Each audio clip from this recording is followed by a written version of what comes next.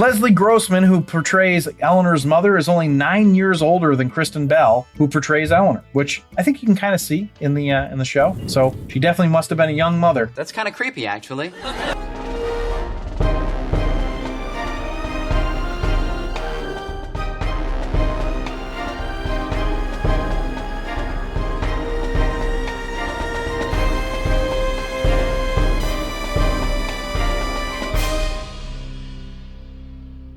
Welcome back to another episode of The Rank. I'm John, and today we're going to be doing another episode of The Good Place. Now, if you're enjoying these episodes, or if you're just a fan of The Good Place and enjoy consuming content about it, please consider subscribing and or following. Like the episodes, comment, email your questions and suggestions and whatever else to info@therankpodcast.com. Please also consider becoming a patron on our Patreon site at patreon.com/therankpodcast. Now, I've welcomed you to the episode, but also welcome to a new day for these episodes. We're going to be releasing The Good Place every Thursday from now on instead of every other Sunday, so hopefully that will be more enjoyable for everyone. And that means that also the Mindy Project will be every Sunday, and when we finish doing The Good Place, I'll move Married with Children to Thursdays, and then it'll be every week Married with Children on Thursday, Taxi on Saturday, Mindy Project on Sunday until we finish up, and then you guys can help me pick the next sitcom. Now today we're ranking the 6th episode of the 3rd season of The Good Place, titled A Fractured Inheritance, written by Cassia Miller and directed by Beth McCarthy Miller. Now, this has been out for a while, so there's going to be spoilers. I'm going to go through the episode in detail, well, in some detail, but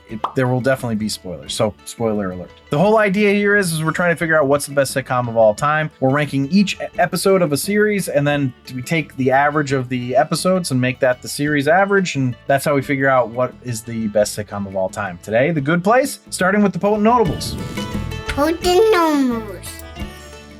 So this episode aired Thursday, November 1st, 2018. Looks like The Good Place has basically plateaued at this point, as it has stayed about the same, going from 2.672 million viewers to 2.718. It got beat by Grey's Anatomy and crushed by Young Sheldon and Thursday Night Football. Interestingly, Young Sheldon actually just barely edged Thursday Night Football on Fox. So naturally that leads me to ask, who was playing? And wow, what a bad game. The 49ers beat the Raiders 34-3. Yikes. It also got beat by Tucker Carlson in its time slot, again, which is just really sad to me. Did it beat anything? I mean, yeah, it beat everything else that was on cable in its time slot, and it beat Supernatural, so, not great. I want to go back in time and chastise people for not watching this. Anyway, Eleanor refers to Kaiser Soze. This was a fictional master criminal played by Kevin Spacey in The Usual Suspects. Eleanor then refers to Soze groping all those people. So, in 2017, Spacey was accused of sexually harassing multiple people throughout his career. He was exonerated in court for one of those things. I don't think that means he's actually exonerated in the court of public opinion. Whatever. The thing is, Kevin, if you're watching this, if you hadn't been a prick to everybody your whole career, people would have gotten behind you after you got exonerated. Anyway, Leslie Grossman, who portrays Eleanor's mother, is only 9 years older than Kristen Bell, who portrays Eleanor, which I think you can kind of see in the show. So she definitely must have been a young mother. That's kind of creepy, actually. All right, so for the final Potent Notable, we're doing some more Tahani name-dropping tracking, because she name-drops a couple people in this episode. Now, if you're enjoying, or if you had previously enjoyed that I listed out all the things that she name-dropped throughout the entire series, I'm not going to keep doing that, because Antonio says I can't. He says it's too long. So send your angry comments to him if you do want to see it. No, buddy, I wouldn't want to see that. Either way, if you want to hear the entire list, you can just go back to the previous episodes and listen to them and just sort of add what you know from these. Now, in this episode, she says she's good friends with Ben Affleck and Matt Damon, although separate. She doesn't say I'm good friends with Ben Affleck and Matt Damon like together. It's like two separate things. But she says that Ben Affleck has a crippling addiction to back tattoos and Matt has a crippling addiction to Ben Affleck. So it's fun stuff. Anyway, those are the Potent Notables. Let's go to the episode overview. We open the episode close to where we left off last episode, except that Eleanor is no longer in Budapest, nor is Michael, because he's with her, and she's back in the States to confront her mom. Obviously, her first question is, why hadn't Michael told her about this, since he had told her about everything else, and it was because he had just told her that he had tortured her for centuries and that she had no chance of making it into the good place, so he didn't want to be a bummer, which is, that's pretty good, but also, damn, that is pretty heavy. The next question, though, is why did her mom fake her death? Well, apparently her mom bid $30,000 on a date with Gene Simmons. She outbid everyone by $29,800, which was a joke that landed for me, and she didn't want to pay, so she faked her death. So now we have the backstory, so let's go confront her. But things don't go as planned for Eleanor as she discovers her mom is in a pretty good situation and seemingly being good to people. We find out that not only is she happily in a relationship with some guy, but said guy has a little daughter, whom Diana, née Donna, is really good to. Furthermore, she has conformed to suburban life and is running to be secretary of the PTA, which feels like a little bit of a stretch, but whatever. Now, whilst Eleanor is coping with her mother having a different life than what she expected to find, Tahani is trying to mend fences with her sister, Kamilah. So she shows up at one of Camillah's art exhibits and things don't go very well at first. I have to say that the impression I've had from watching the show, Kamilah seems like a real brat, and it continues here. Though I will say that Tahani's first apology is kind of a bullshit apology. I don't think she was being insincere, but she's basically just like, hey, whatever you think I did, I'm really sorry for. Now, contrition isn't just feeling bad that someone has been hurt by you, it's taking accountability for the hurt you cause, which is why this apology is too vague to be taken seriously. Now, I don't know that Kamilah is right to reject it, but I can understand why she does. Basically, we bounce between the A story of Eleanor's reconciliation with her mom and the B story of Tahani's reconciliation with her sister. We do get a tiny bit of a C story with the rekindling of Janet and Jason's romantic feelings. It was cute, but there's really not much there. What we do get from both the A and B story is some really heartfelt and touching moments. When Eleanor says that the reason it's bothering her so much to see how well her mom is doing is because she wanted that mom. Why does Patricia, the stepdaughter, get to have that mom? Why wasn't she good enough for that? Why was she undeserving of it? Now that hit me pretty hard and it felt very true. Then the double whammy of Tahani's realization that the rivalry between her and her sister that was forced by their parents is what drives Kamilah's art. We see it in her art as well, and there's a realization that there's a fracture, a fractured inheritance, if you will. He said it! He said it! There, and it was caused by parents who were wankers. The absolute biggest wankers on earth. It's another incredibly touching moment. Eleanor gets to have that same type of moment with her mom and manages to give her good advice. Essentially, don't focus on an escape route and enjoy the moment you're in. I'm paraphrasing, but that's pretty much it, and I thought it was really nice. It was a little heavy-handed when they had the mom say something to the effect of, "You turned into a good person. Thank goodness for whomever helped you do that, because we know it wasn't me." Now, this is meant to be an obvious allusion to Chidi, and they really drive it home with Michael coming clean to Eleanor about her experience in the afterlife with Chidi, and how she told him she loved him, which she had never told any boyfriend before. But that's how the episode ends. So I suspect we'll be getting some tension building between Eleanor and Chidi in the next one. Before we start talking about the next one, though, let's find out how this one ranked.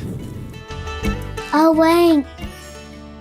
So the rank is where I rank the episode based on 5 categories: story, acting, dialogue, episode coherence, and character relatability. I rank it on a scale of 1 to 5, 1 being the worst, 5 being the best, and then I have a laugh counter where I tally up the amount of times the episode made me laugh out loud, 1 point per laugh out loud, and then that gets added to the score. Now, before I rank the episode, if you're enjoying this episode, please leave a like down there and help us out. It really helps us spread the show. So, okay, on to the first category, which is story. I gave a story a 4.5. The story is very similar to last week's episode in that it's about reconciliation between parent and child. However, last week, because it was Jason, there wasn't any sort of friction because he's a moron. So the story kind of faltered because of it. This week, though, it's Eleanor and Tahani, who are basically real people compared to Jason, which makes the story work. There was a lot of heart to the story, which maybe makes me feel more strongly for it. Not that there wasn't a heart for Jason's, by the way. Just, he's an idiot. So let's go to acting, which is the next category, which I give a 4.75. Everyone is fantastic, as always. They definitely got me in the feels this episode. I think that Eleanor's mom is the only one that drives it down from being a 5. And I don't mean that as a knock, all right? Just that she wasn't as good as everyone else. So we go to dialogue, which I give a 4. So normally I drop the dialogue score a little bit when the episode isn't as funny, but while this episode isn't as funny, it is quite touching, and therefore the writing is very good. So let's go to episode coherence, which I gave a 4.25. I think that the Donna Shellstrop angle of her becoming a better person is nice and all, but it felt a little too quick for forgiveness on Eleanor's part. I'm not knocking it too hard for that, but it just felt a little unbelievable, and I don't know that it coheres to her character.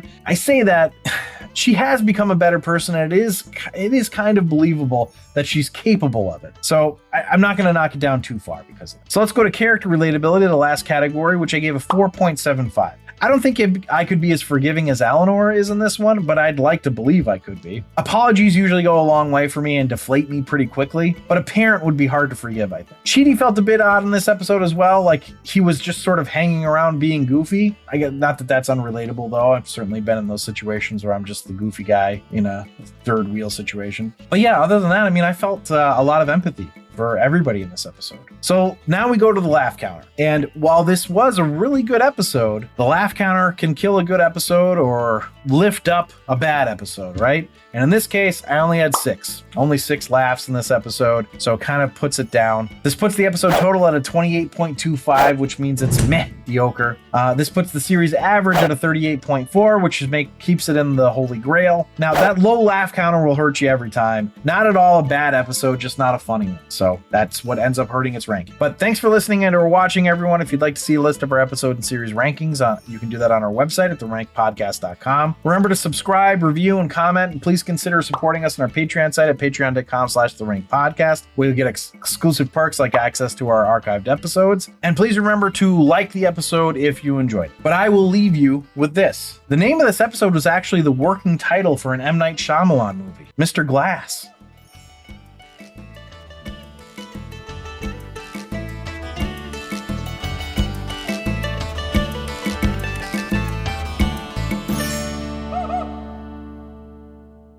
Welcome back to another installment of John Explains the Joke. This is where John makes a bad joke worse by explaining why it should be funny. Please put your hands together and get your tomatoes ready for John. A fractured inheritance. Mr. Glass is a guy that his bones just break all the time, so they fracture, and it's genetic, so he inherited it. It's a genetic inheritance, fractured inheritance. I know, it's probably too cerebral, but you know what? I tested it with Zach, and he thought it was hilarious. Still not funny. Still not funny.